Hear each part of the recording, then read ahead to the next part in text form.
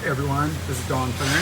I'm going to do a quick rundown of our second gen off-road, easy to drop Crossmember for the second gen trucks.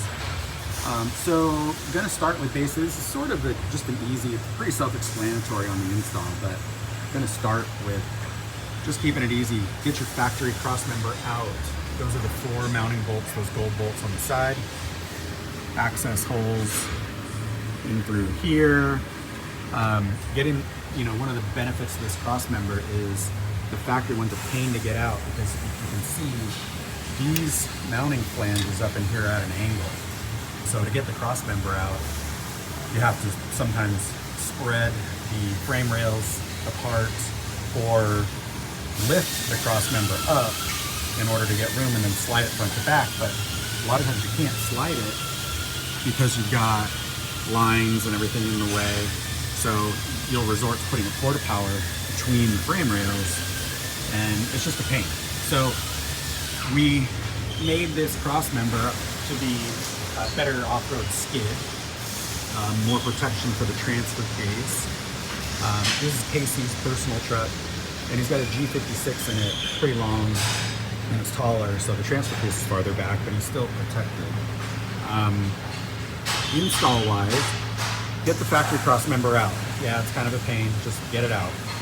And then our new side plates here are gonna bolt in first. You're gonna use the factory hardware. Casey swapped out his bolts, but the factory hardware is good, so we don't supply new bolts. Casey just swapped his out because he's got damage. So install those side plates, leave them a little bit loose at first. Then you're gonna have to support the tail shaft of the transmission. Just hold this up so that you've got some room to set the main Crossmember up.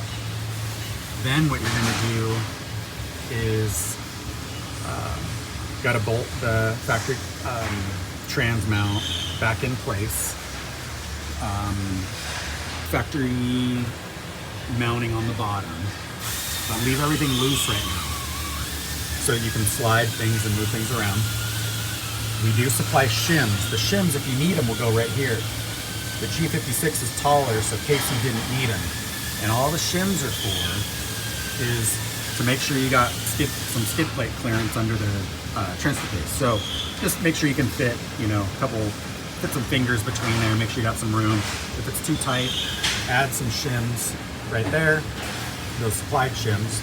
We supply 3, so you can move that up 3/4 of an inch or so.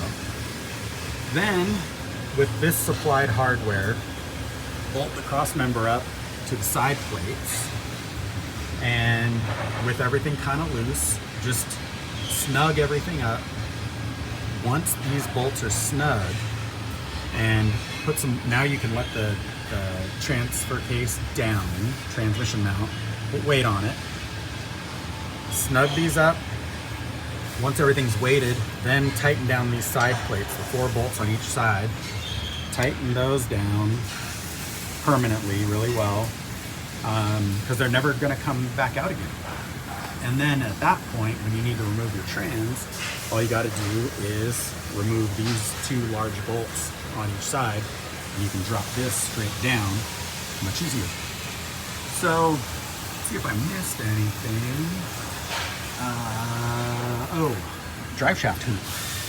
So Casey obviously doesn't have a front drive shaft in right now, but here is the drive shaft hoop supply. It's got some adjustment.